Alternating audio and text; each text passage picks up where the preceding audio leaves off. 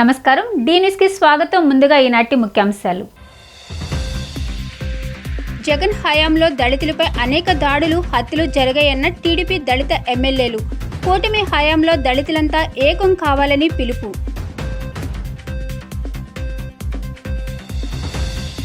రాజధాని అమరావతి నిర్మాణానికి గ్రాంట్ మంజూరు చేయాలని డిమాండ్ చేసిన సిపిఎం నేతలు. బీజేపీ హయాంలో రాష్ట్రాన్ని అన్ని విధాలుగా మోసం చేసిందని ఆగ్రహం. బీజేపీ యువమోర్చ నిర్వహించిన కార్యక్రమంలో కేబిఎన్ కళాశాల విద్యార్థులను ఏ విధంగా పంపిందని ప్రశ్నించిన సిపిఐ నగర కార్యదర్శి కోటేశ్వరరావు. కళాశాలలో విద్యార్థి సంఘాలు లేకపోయేసరికి కళాశాల కమిటీ విద్యార్థులను ఇష్టానుసారంగా వాడుతుందని ఆగ్రహం. జగన్ ప్రభుత్వంలో దళితులపై అనేక దాడులు, హత్యలు జరిగాయి. మాదిగ జాతి ఉనికిని కాపాడుకోవడం కష్టమైందని పలువురు ఎమ్మెల్యేలు వ్యాఖ్యానించారు. ఇప్పుడు కూటమి ప్రభుత్వం అధికారంలోకి వచ్చిందని దళితులంతా ఏకం కావాలని పిలుపునిచ్చారు.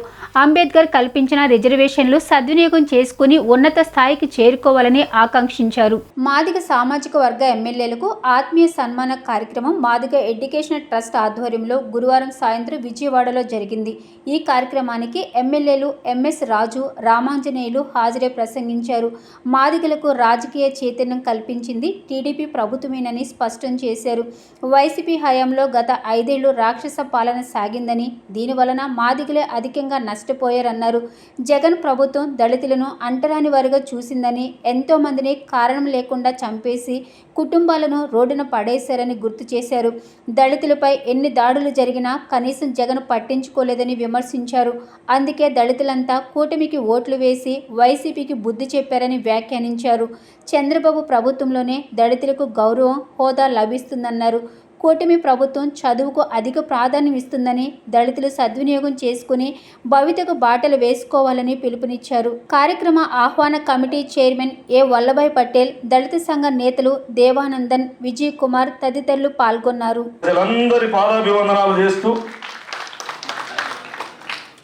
ఆత్మీయ సమావేశం, కుటుంబ సమావేశం, జాతి ఇంతమంది అందరూ ఎంఆర్పిఎస్ ఉద్యమంలో ప్రత్యక్షంగా పరోక్షంగా హక్కుల కోసం పోరాటం చేసిన వాళ్ళందరి వేదికలో నేను ఎమ్మెల్యేగా మాట్లాడడం నిజంగా గర్వంగా భావిస్తూ, డాక్టర్ బాబాసాహెబ్ అంబేద్కర్ రాజ్యాంగం లేకపోయి ఉంటే, రాజకీయ రిజర్వేషన్లు లేకుంటే కొన్ని వేల సంవత్సరాలుగా అధికారానికి, రాజ్యాధికారానికి దూరమైనటువంటి కులాలుగానే మిగిలిపోయే వాళ్ళం. ఆ మహానుభావుడు రాజ్యాంగాన్ని రచించడం వల్ల, రిజర్వేషన్లు పెట్టడం వల్ల మనందరం హిందూ అయితే శివున్నో, రామున్నో, వెంకటేశ్వర స్వామినో కొలుస్తాం, క్రిస్టియన్స్ అయితే క్రీస్తుని కొలుస్తాం, ముస్లిం అయితే అల్లాని కొలుస్తాం. కానీ మనందరం కలిసి మొక్కాల్సిన ఏకైక దైవం డాక్టర్ బాబాసాహెబ్ అంబేద్కర్ గారు, బాబు జగజ్జీవన్ రామ్ గారు. ఆయన రాజ్యాంగాన్ని రచిస్తే శాసనాల ద్వారా వాటిని అమలు చేసే చోట ముందుండి జాతుల కోసం త్యాగాలు చేసిన మహనీయుల్ని స్మరించుకుంటూ 50,000 మంది ఓటర్లు ఉన్నారు. 50,000 మంది ఓటర్లు అంటే కనీసం 20,000 కుటుంబాలు ఉంటాయి. 20,000 కుటుంబాలని నేను కన్నా చైతన్యపరిచి ఒక 100 రూపాయలు జమ చేస్తే ఎంత అవుతుంది చెప్పండి? 20,000, 2 లక్షలు, 20 లక్షలు. 20 లక్షలు ఒక 100, ఒక అరకిలో చికెన్ వదులుతాము. అది కూడా ఏది 52 వారాల్లో ఒక వారమే, నష్టమేం లేదు. నేను కానీ చైతన్యపరిచి వాళ్ళని ఆ రకంగా మోటివేట్ చేస్తే ఆ 20 లక్షలతో నా నియోజకవర్గంలో ఎక్కడ పేద పిల్లలున్నా వాళ్ళని చదివించడానికి ఉపయోగపడితే ఎలా ఉంటుందో ఆలోచించే. సో ఇలాంటి ఆలోచనలు మనకు రావాలి, ఆలోచన రావాలి. 100 రూపాయలు పెద్ద సమస్యనా? అదే ఒక 200 అయితే 1 కిలో వద్దనుకుంటే రాజధాని అమరావతి నిర్మాణానికి అప్పుగా కాదని గ్రాంట్ మంజూరు చేయాలని సిపిఎం నేతలు డిమాండ్ చేశారు. గత 10 సంవత్సరాలుగా కేంద్రంలో ఉన్న బీజేపీ ఆంధ్రప్రదేశ్ను అన్ని విధాలుగా మోసం చేసిందన్నారు. ఎన్డీఏలో భాగస్వాములుగా ఉన్న తెలుగుదేశం, జనసేన నేతలు నోరు విప్పి ఏపీని ఆదుకోవాలని వారు డిమాండ్ చేశారు. కేంద్ర బడ్జెట్లో రాష్ట్రానికి అన్యాయం జరిగిందంటూ సిపిఎం పార్టీ ఆధ్వర్యంలో విజయవాడ లెనిన్ కూడలిలో నిరసన కార్యక్రమం చేపట్టారు. ఈ సందర్భంగా బాబురావు మాట్లాడుతూ రాష్ట్రానికి ప్రత్యేక హోదా, విభజన హామీలను అమలు చేయాలని డిమాండ్ చేశారు. ఏపీ రాజధాని అమరావతి నిర్మాణానికి కేంద్రం 15 కోట్లు గ్రాంట్గా ఇవ్వాలని ఆయన డిమాండ్ చేశారు. బంగారం ధరలు తగ్గాయని చెప్తున్నారు, కానీ నిత్యావసరాలు ఎందుకు తగ్గడం లేదని ప్రశ్నించారు. ప్రజలపై పన్నుల భారాలు తగ్గించి సబ్సిడీలు ఇవ్వాలని డిమాండ్ చేశారు. ఎప్పటికైనా తెదేపా, జనసేన పార్టీలు కేంద్రంపై ఒత్తిడి తీసుకొచ్చి రాష్ట్రానికి రావాల్సిన ప్రయోజనాలను సాధించాలన్నారు. డి కాశీనాథ్ మాట్లాడుతూ ప్రజలు బీజేపీ పరిపాలనతో విసిగి చెంది సరైన మెజారిటీ ఇవ్వకపోయినా వారికి ఇంకా బుద్ధి రాలేదన్నారు. కార్పొరేట్ సంస్థలకు రాయితీలిస్తూ మధ్యతరగతి సామాన్యులపై బడ్జెట్ భారం వేయడం ఎంతవరకు సమంజసమని ప్రశ్నించారు. బీహార్ రాష్ట్రానికి కోట్లాది రూపాయలు మంజూరు చేస్తుంటే ఏపీకి చెందిన చంద్రబాబు నాయుడు, పవన్ కళ్యాణ్ ఎందుకు కేంద్రాన్ని డిమాండ్ చేయడం లేదని ఆయన ప్రశ్నించారు. ప్రత్యేక హామీ చట్టంలోని ఉన్న అంశాలను కేంద్రం ఎందుకు అమలు చేయడం లేదన్నారు. విశాఖ ఉక్కు, కడప ఉక్కు ఫ్యాక్టరీ తదితర వాటికి ఎందుకు నిధులు కేటాయించలేదని కాశీనాథ్ ప్రశ్నించారు. పార్లమెంట్ ఎన్నికల్లో దేశంలో బీజేపీకి జనం బుద్ధి చెప్పారు, మెజారిటీ లేకుండా చేశారు. అయినా బుద్ధి మాత్రం మారలా. కేంద్ర బడ్జెట్లో దేశ ప్రజల్ని నినాదాల చాటున ప్రజలను వంచారు. పైకి చూస్తే చాలా బాగుంది, కానీ లోపల చూస్తే అసలు రంగు బయటపడతా ఉంది. జనమంతా ధరలు పెరిగిపోయి గగ్గోలు పెడతా ఉంటే ఒక్క నయా పైసా రాయితీలు ఇవ్వలేదు. ఇంకా పెరిగే అవకాశాలే కనపడుతున్నాయి. అది పెట్రోలా, డీజిలా, వంట గ్యాసా, ఏదైనా చూడండి. బంగారానికి తగ్గిందంట ధర, సామాన్యులకు మాత్రం ఏ రాయితీ లేదు. బడా కార్పొరేట్ కంపెనీల మీద 1% పన్ను పెంచితే దేశంలో ప్రజల మీద పన్నులు తగ్గించవచ్చు, కానీ ఆ పనికి పూనుకోట్ల. అంబానీ, అదానీలు కాపాడటానికి సామాన్యుల మీద భారం వేయటం. వికసిత బడ్జెట్ అన్నారు. వికసిత బడ్జెట్ కాదు, మోసపూరిత బడ్జెట్ లాగా కనపడతా ఉంది. పోనీ ఆంధ్రప్రదేశ్కి ఇప్పుడు బీజేపీకి మెజారిటీ లేదు. తెలుగుదేశం మీద, జేడీయూ పార్టీల మీద ఆధారపడి ప్రభుత్వం నడుస్తుంది. కేంద్రంలో మోడీ నాయకత్వాన నిర్మలా సీతారామన్ గారు ప్రవేశపెట్టినటువంటి బడ్జెట్ దేశ ప్రజల పాలిట ద్రోహపూరితమైనటువంటి బడ్జెట్. ఇది మచ్చిబుచ్చి మారేడికాయ చేసినటువంటి చందంగా ఉంది తప్ప కార్పొరేట్లకి రాయితీలు, పేద మధ్యతరగతి ప్రజల మీద భారాలు, ఇది ఈ బడ్జెట్లో ఉన్నటువంటి సారాంశం. దేశ ప్రజలు అందుకనే ఇండియా ఫోరంలో ఉన్నటువంటి ప్రతిపక్షాలన్నీ కూడా మొత్తం కలిసి ముక్త కంఠంతో దీన్ని వ్యతిరేకిస్తూ ఉన్నాయి. ఎప్పటికైనా సరే దాన్ని ఆలోచించి సవరించాల్సినటువంటి అవసరం ఉందని చెప్పనేది మోడీ గ్రహించాలి, నిర్మలమ్మ గ్రహించాలి. మరి రాష్ట్రానికి చూస్తే ఆంధ్రప్రదేశ్లో ఈరోజు 2 పడవల మీద కాళ్ళు వేస్తున్నావు. ఒక పడవ తెలుగుదేశం అయితే ఒక పడవ నితీష్ కుమార్ పడవ. ఈ రెండింటి మీద ఉన్నటువంటి మోడీ నితీష్ లాగుతున్నాడు. ఆయన లాగబట్టే 58,000 కోట్ల రూపాయలు వాళ్ళకి గ్రాంట్గా వెళ్ళింది. కేంద్ర బడ్జెట్ చూస్తే ఎన్నికల హామీలు ఎక్కడ కనపడలేదు. విశాఖ స్టీల్ ప్లాంట్ గురించి పెద్ద ఉద్యమం జరుగుతున్నా విశాఖ స్టీల్ ప్లాంట్ ప్రాంతంలో ఉన్న ప్రజలు ఈ రాష్ట్రంలో అధికారంలో ఉన్న తెలుగుదేశానికి పెద్ద ఎత్తున ఓట్లు ఇచ్చి సీట్లు ఇస్తే స్టీల్ ప్లాంట్ గురించి మాట్లాడలేదు. పోలవరం గురించి మాట్లాడట్లా, కడప స్టీల్ గురించి మాట్లాడట్లేదు. 15,000 కోట్ల రూపాయల అప్పును చూపించి ఓ అని చెప్పని గొప్పగా చెప్తున్నారు. ఇది సరైనది కాదు. ఇది ప్రజల్ని మోసం చేయడం తప్ప మరొకటి కాదు. మంచినీటి సమస్యతో తీవ్ర ఇబ్బందులు పడుతున్న చిట్టినగర్ ఏనుగుల అంజయ్య వీధి ప్రజల సమస్యలను తీర్చడానికి స్థానిక కార్పొరేటర్ బొల్ల విజయ్ కుమార్ నడుం బిగించారు. మున్సిపల్ సిబ్బందికి చెప్పినా పట్టించుకోవడం లేదని ప్రజలు కార్పొరేటర్కి చెప్పగా ఆయన సిబ్బందిపై తీవ్ర ఆగ్రహం వ్యక్తం చేశారు. 1 టౌన్ చిట్టినగర్ ఏనుగుల అంజయ్య వీధిలో గత కొన్ని నెలలుగా మంచినీటి కొరతతో తీవ్ర ఇబ్బందులు పడుతున్నారు స్థానిక ప్రజలు. దీనితో 3 రోజుల క్రితం వారు తమ నిరసనను వ్యక్తం చేశారు. డైలీ విజిట్లో భాగంగా వీధిలోకి వచ్చిన 49వ డివిజన్ కార్పొరేటర్ బొల్ల విజయ్ కుమార్కి ప్రజలు తమ సమస్యలను తెలియజేశారు. వెంటనే మున్సిపల్ సిబ్బందిని పిలిపించి తాగునీటి సమస్యను ఎందుకు పరిష్కరించడం లేదని నిలదీశారు. వారు చెప్పిన సమాధానాలు పొంతన లేకపోవడంతో వారిపై ఉగ్ర నరసింహుడు అవతారం ఎత్తారు కార్పొరేటర్ బొల్ల విజయ్ కుమార్. వీధుల్లో నిర్లక్ష్యం వహిస్తే సహించేది లేదని గట్టిగా హెచ్చరించారు. అదేవిధంగా టైలర్పేటలోని మట్ట లాజరస్ స్కూల్లో నీరు రాక పిల్లలు నానా అవస్థలు పడుతున్నారని, బాత్రూంలోకి వెళ్లడానికి కూడా ఇబ్బందిగా ఉందని స్కూల్ హెడ్ మాస్టర్ కార్పొరేటర్ దృష్టికి తీసుకొచ్చారు. వెంటనే ఆ స్కూల్ని సందర్శించిన బొల్ల విజయ్ కుమార్ అక్కడ నీటి సమస్య పరిష్కారం చేయాలని, లేకపోతే చర్యలు తప్పవని హెచ్చరించారు.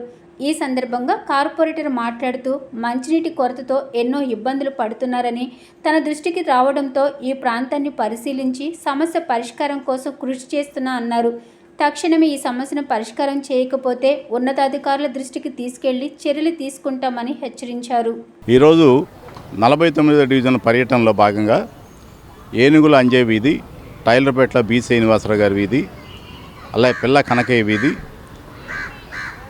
ఇవన్నీ కూడా డివిజన్లో పర్యటిస్తూ ఉన్నాం.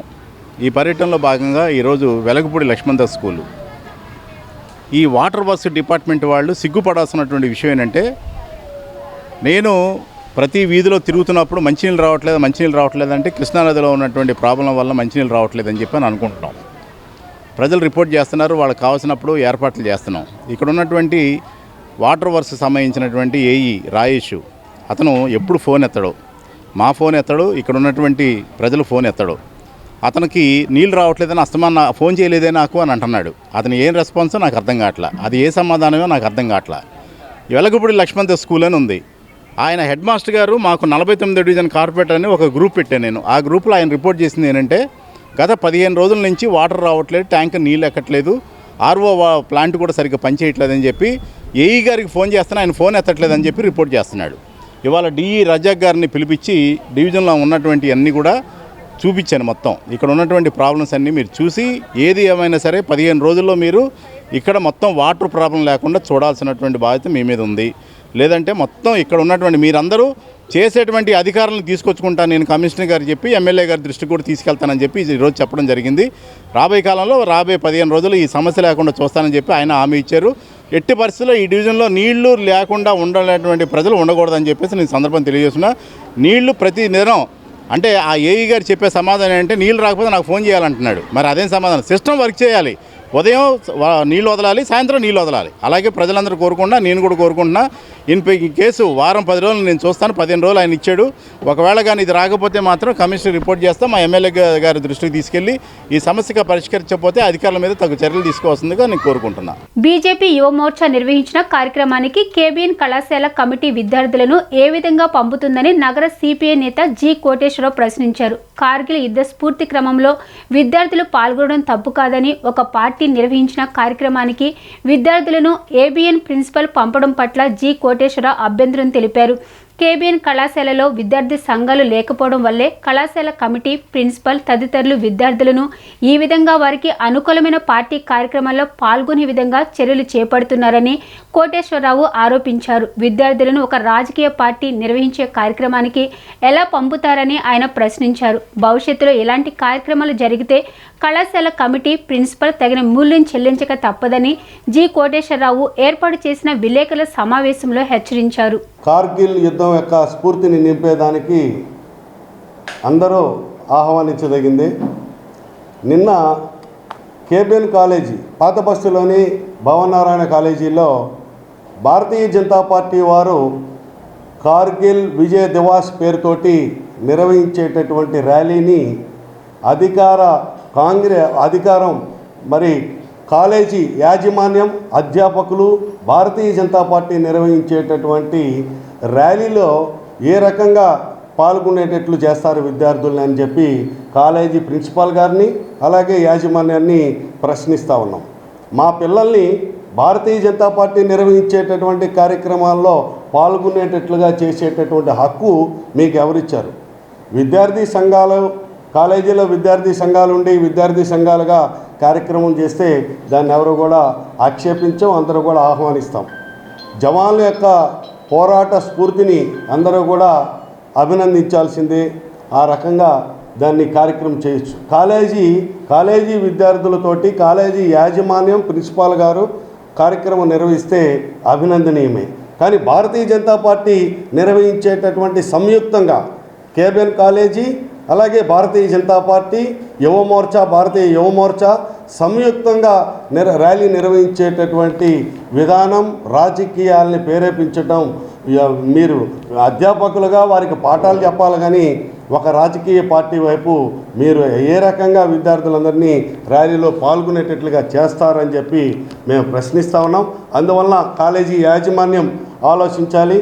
దీనిపైన అధ్యాపక సిబ్బంది కూడా ప్రిన్సిపాల్ గారు కూడా దీని మీద సమాధానం చెప్పాలి. మా పిల్లల్ని ఒక రాజకీయ పార్టీ వైపు నువ్వు అధికారికంగా ఏ రకంగా ర్యాలీ నిర్వహిస్తావని చెప్పి ప్రిన్సిపాల్ గారిని అలాగే యాజమాన్యాన్ని ప్రశ్నిస్తూ ఉన్నాం. కాబట్టి రాబోయేటటువంటి కాలంలో నువ్వు ఈ రకమైనటువంటి విధానం చేయటం సరైనటువంటిది కాదని చెప్పి సిపిఐగా విజ్ఞప్తి చేస్తూ ఉన్నాం. దీనికి కలిగిన కారణం ఏంటంటే కాలేజీస్లో కళాశాలలో విద్యార్థి సంఘాలు లేకపోవటమే. అదే కనుక విద్యార్థి సంఘాలు ఉన్నట్లయితే ఈ రకమైనటువంటి మొత్తోన్మాద పార్టీలకి మీరు కాలేజీ యాజమాన్యం అధ్యాపక బృందం అంటగాగేటటువంటి పరిస్థితి ఉండేది కాదు. కాబట్టి భవిష్యత్తులో ఇటువంటి కార్యక్రమాలు చేపడితే మటుకి దానికి తగిన మూల్యం వస్తుందని చెప్పి సిపిఐగా హెచ్చరిస్తా ఉన్నాం.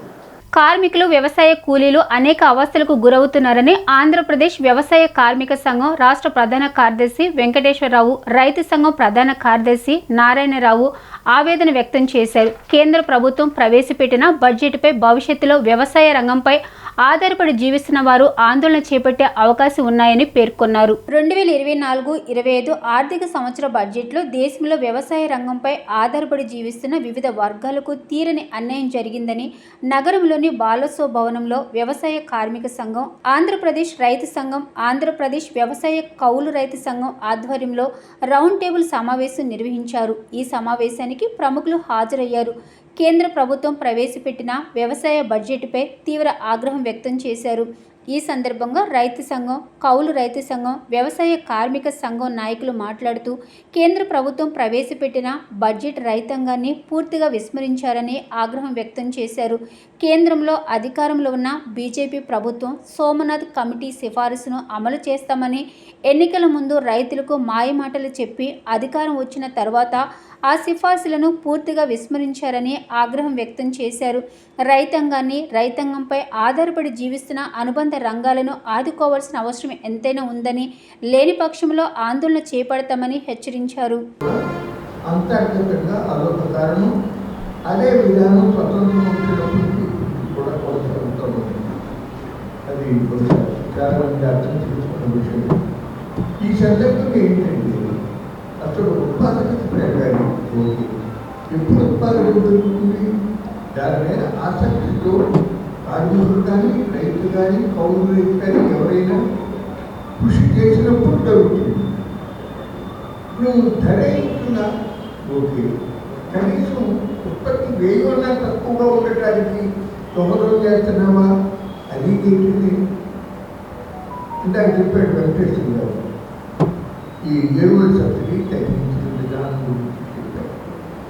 అట్లాగే వ్యవసాయంలో దిగుబడులు పెరగాలి, ఎక్కువ మంది వ్యవసాయ కార్మికులకి ఎక్కువ దినాల పాటు పని లభించాలి అని తేదీన 48.20 లక్షల కోట్లతో భారీ బడ్జెట్ ప్రవేశపెట్టారు నిర్మలా సీతారామన్ గారు.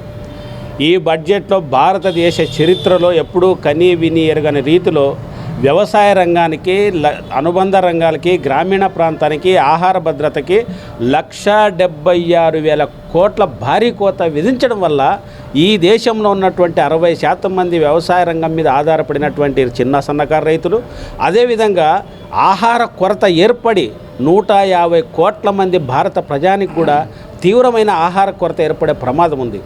అదేవిధంగా గ్రామీణ ఉపాధి హామీ చట్టానికి 1,00,000 కోట్లు కేటాయిస్తే గతంలో ఈసారి 80,000 కోట్లకు తగ్గించి భారీగా 20 లక్షల కోట్లు పాత బకాయిలకు పోతే మిగిలింది 60,000 కోట్ల మాత్రమే. రైతు సంఘం రాష్ట్ర ఉపాధ్యక్షులు, కేంద్ర ప్రభుత్వం బడ్జెట్ ప్రవేశపెట్టే ముందు ఆర్థిక సర్వేని ప్రకటన చేశారు. ఆర్థిక సర్వేలో వ్యవసాయ రంగం ప్రకృతి వైపరీత్యాలు, అలాగే వాతావరణంలో వచ్చిన ప్రతికూల పరిస్థితుల వల్ల గడ్డు పరిస్థితులను ఎదుర్కొంటుంది, కొత్త సవాళ్ళను ఎదుర్కొంటుందని చెప్పేసి ఆర్థిక సర్వేలో చెప్పారు. ఆ రకంగా రైతులు ఖర్చులు వెచ్చాలు కూడా పెరిగాయని కూడా చెప్పారు. దానికి అనుగుణంగానే ఆర్థిక సర్వేలో చెప్పిన అంశాలని దృష్టిలో పెట్టుకొని బడ్జెట్ ఉండాలి.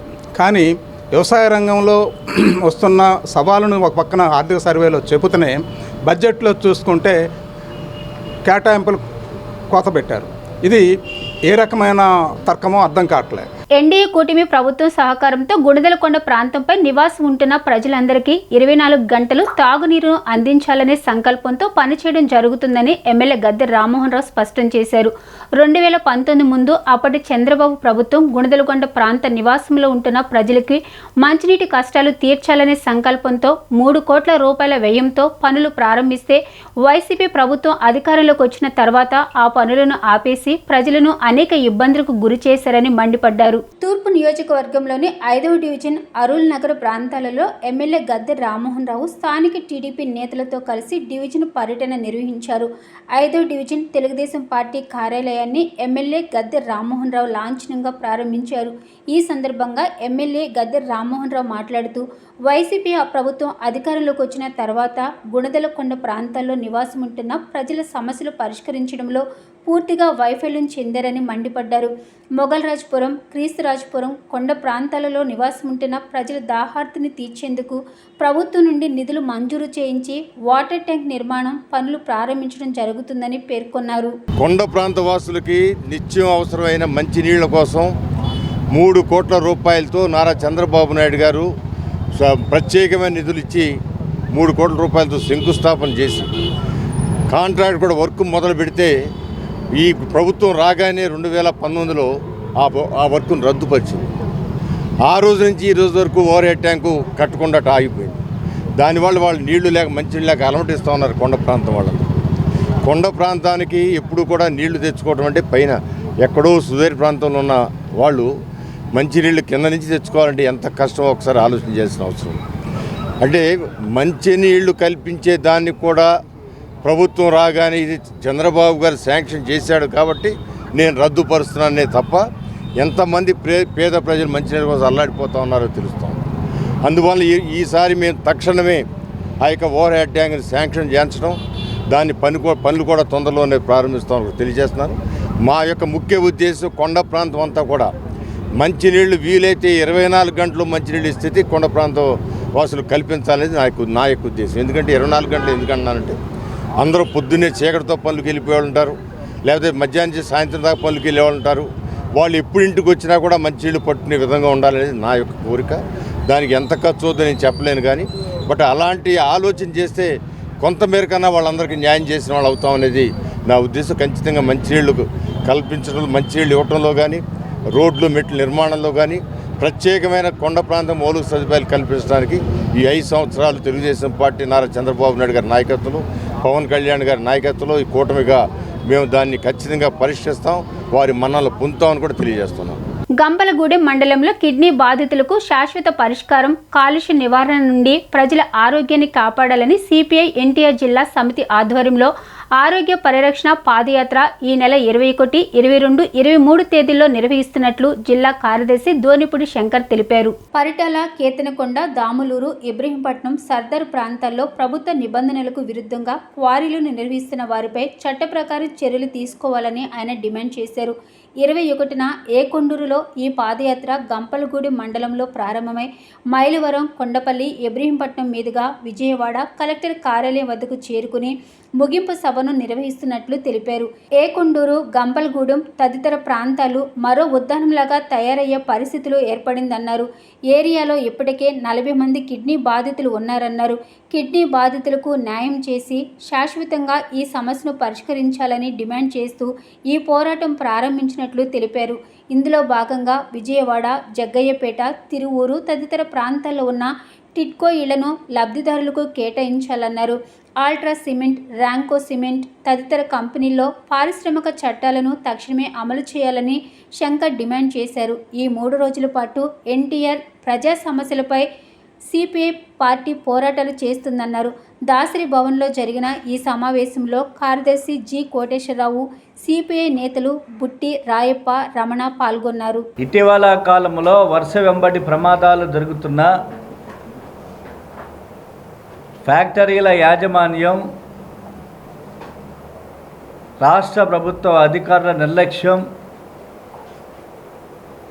కార్మికుల ప్రాణాలను బలికొంటున్నటువంటి పరిస్థితి మనం చూస్తున్నాం. రేపు దొనబండ, పరిటాల, కేతనకొండ, కిలేశపురం కారీల్లో నిర్వహణ ఏ విధంగా జరుగుతుందనే అంశంపైన రేపు సిపిఐ బృందం, ఎన్టీఆర్ జిల్లా సిపిఐ బృందం రేపు ఉదయం 11 గంటలకు దొనబండ క్వారీని పరిశీలించడం జరుగుతుంది. 3 ఛత్తీస్గఢ్ చెందినటువంటి కార్మికులు చనిపోయిన సంగతి పత్రికా మిత్రులకు విదితమే, ప్రజలందరికీ కూడా తెలిసింది.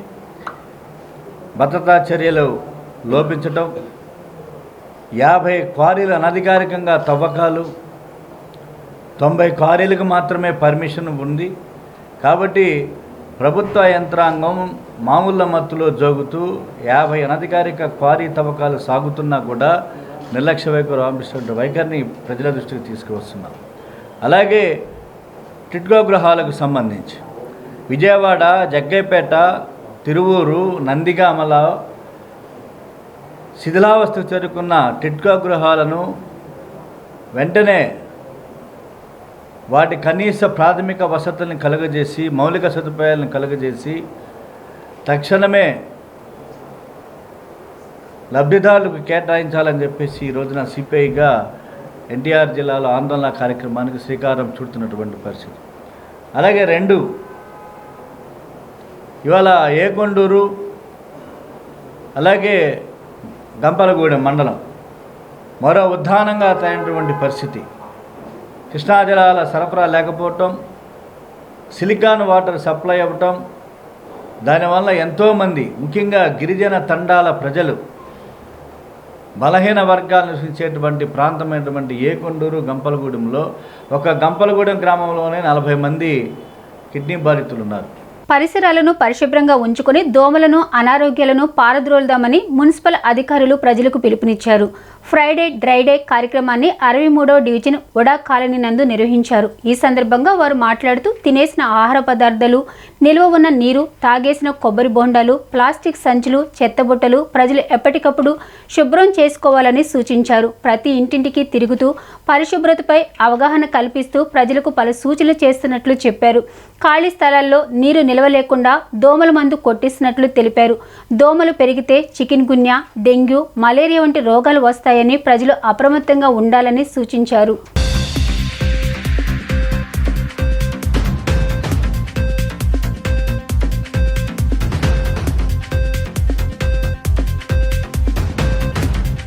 అందరికీ నమస్కారం అండి. నగరపాలక సంస్థ తరపున మేము ప్రతి శుక్రవారం నాడు ఫ్రైడే డ్రై డే చేస్తామండి.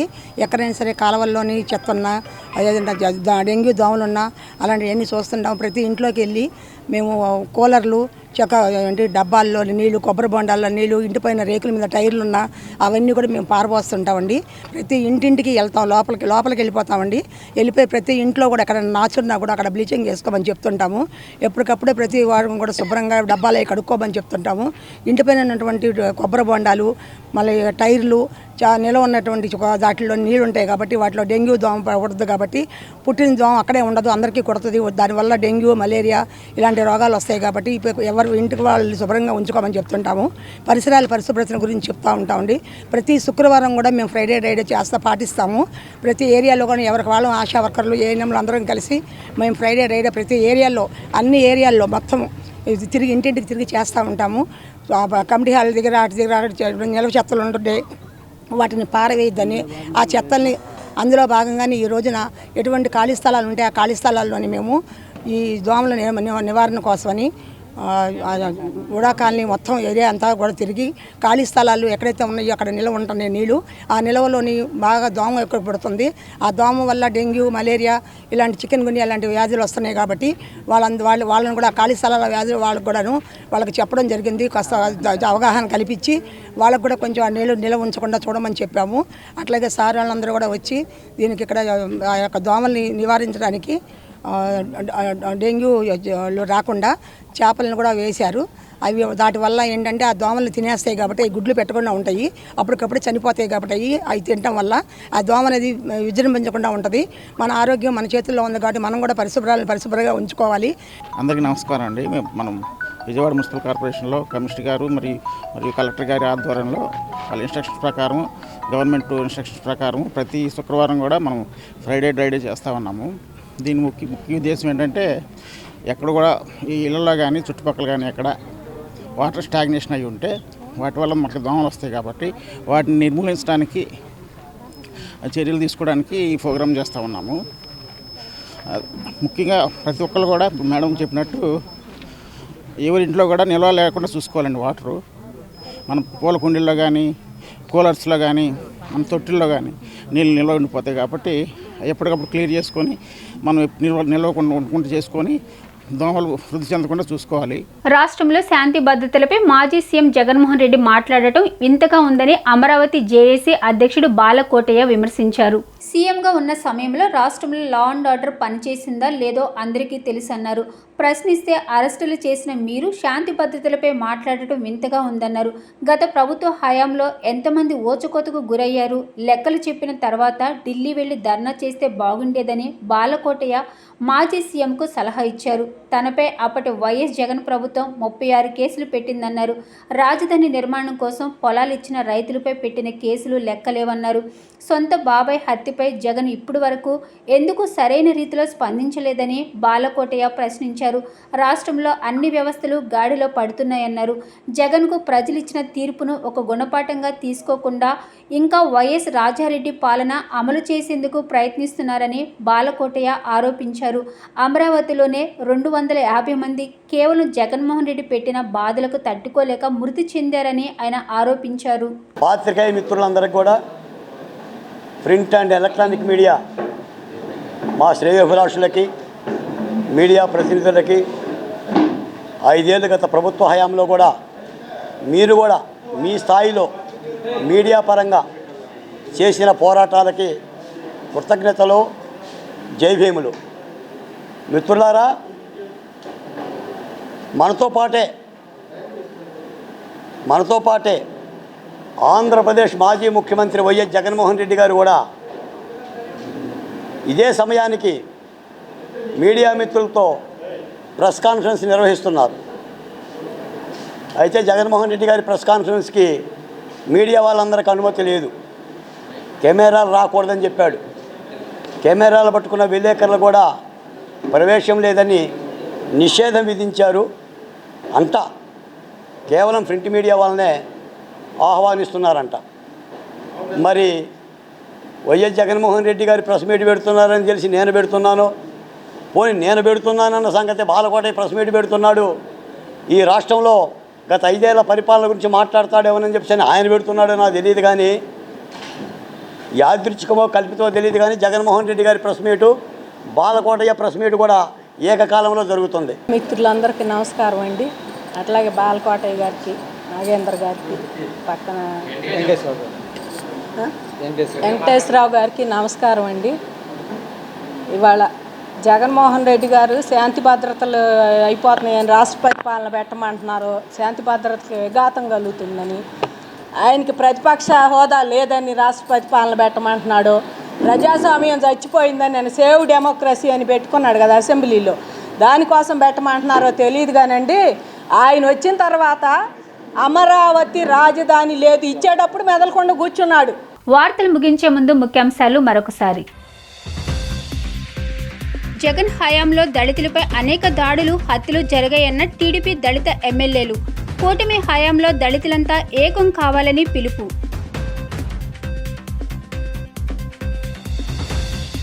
రాజధాని అమరావతి నిర్మాణానికి గ్రాంట్ మంజూరు చేయాలని డిమాండ్ చేసిన సిపిఎం నేతలు. బీజేపీ హయాంలో రాష్ట్రాన్ని అన్ని విధాలుగా మోసం చేసిందని ఆగ్రహం. బీజేపీ యువమోర్చ నిర్వహించిన కార్యక్రమంలో కేబిఎన్ కళాశాల విద్యార్థులను ఏ విధంగా పంపిందని ప్రశ్నించిన సిపిఐ నగర కార్యదర్శి కోటేశ్వరరావు. కళాశాలలో విద్యార్థి సంఘాలు లేకపోయేసరికి కళాశాల కమిటీ విద్యార్థులను ఇష్టానుసారంగా వాడుతుందని ఆగ్రహం. డి న్యూస్ ఇంతతో సమాప్తం. తిరిగి మరో బులెటిన్లో కలుద్దాం. Keep watching the news.